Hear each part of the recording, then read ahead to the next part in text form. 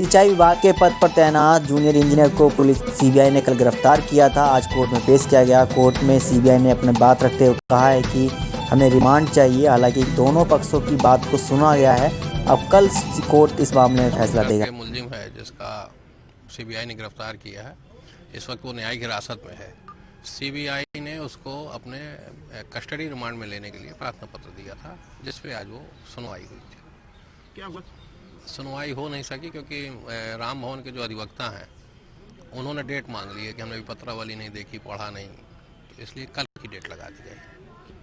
377 67 IT act और 14 POCSO act. कितने दिन की रिमांड मांगी है सीबीआई ने? 5 दिन से एप्लीकेशन दिया है, अभी बाकी तो न्यायिक प्रक्रिया के अंतर्गत है।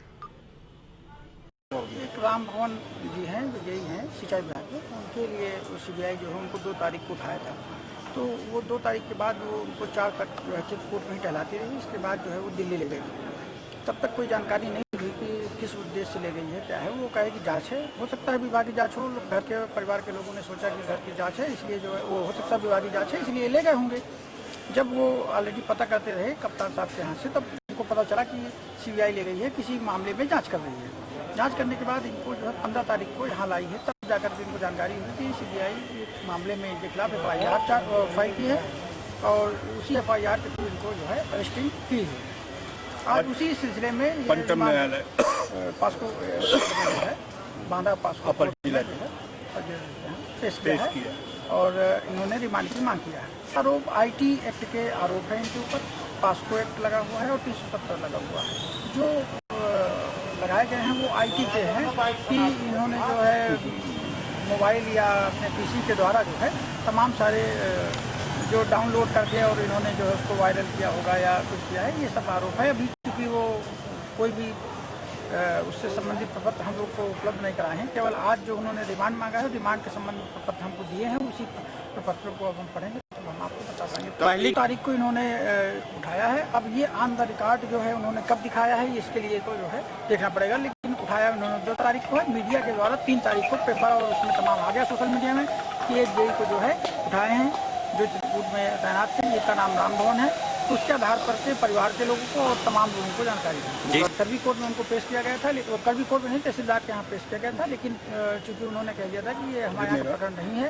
तो दूसरी चीज़ इस पर सबसे महत्वपूर्ण बात ये कि इस पर कोई वादी नहीं है। जाँच किस आधार पर हुई है, क्या हुआ है, ये जो है बिना वादी को मुकदमा इन्होंने दर्ज किया था। तो उन्होंने कहा था हमारे यहाँ नहीं, जहाँ से स्थायी निवास है तो वहाँ आप ले जाइए, इनको वहाँ से दिखाइए। मुकदमा कब दर्ज हुआ? मुकदमा इनका दर्ज हुआ है 31/10/2020 को एक FIR हुई है। FIR number SC3 ND 2020 RC 10/2020 SC3 ND में दर्ज हुई है। कहाँ दर्ज हुई है? कहाँ पर? ये दर्ज हुई है, चूँकि सीबीआई का है तो सीबीआई दिल्ली बांदा कोर्ट भी कल लाया गया था। बांदा कोर्ट कल लाया गया था। आज फिर रिमांड के लिए कल क्या हुआ था? कल रिमांड की उन्होंने मांग किया था माननीय जज साहब से।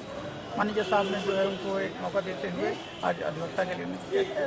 आज उन्होंने पावर फाइल कराया और पावर फाइल करा करके उनको रिमांड की बहस हुई। लेकिन रिमांड की बहस के थ्रू हम लोगों ने उनके कंटेंट के आधार पर हम लोग आपत्ति देने के लिए मौका लिया। तो आज हमको मौका मिला है, कल उसको फाइनल बहस हुई। कोर्ट ने सीबीआई कहा कि आप अपने प्रपत्रों के साथ और केचारी के साथ जो भी आपने आरोप लगाए हैं उस पर अगर कोई है तो वो लिख करके दीजिए, उसके आधार पर रिमांड की आगे सुनवाई होगी। क्योंकि अभी तक उन्होंने कोई ऐसे प्रपत्र न्यायालय के सामने पेश नहीं किया है जिसको उन्होंने लगाया हुआ है। और IT की एक्ट की धारा के तहत अगर कोई मुकदमा लगाया भी जाता है तो उसके कंटेंटों को बाद में ही देखा जा सकता है कि वो किस आधार पर लगाया है। लगाने के लिए तो साइट तमाम नेट में चलती हैं, उन साइटों से कोई डाउनलोड करता है, किसी को देता है, तो ये कोई अपराध नहीं बनता है। अपराध तब बनता है जब उसका हम किसी तरह से गलत इस्तेमाल करते हैं, तब वो बनता है।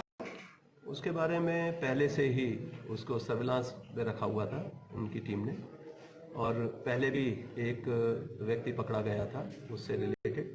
दूसरा, डार्क वेब को एक्सप्लोर करके उनके पास एक्सपर्टीज़ है, ये अभी तक AHTU में हमारे यहाँ डेवलप नहीं हो पाई है। लेकिन यहाँ एंटी ह्यूमन ट्रैफिक यूनिट जो इस प्रकार के मामलों की भी देखभाल करती है, और जो हमारे हेल्प डेस्क हैं, अगर कोई भी सूचना इस प्रकार की आएगी या किसी हेल्पलाइन के जरिए पता चलेगी तो उस पर फौरी कार्रवाई होगी।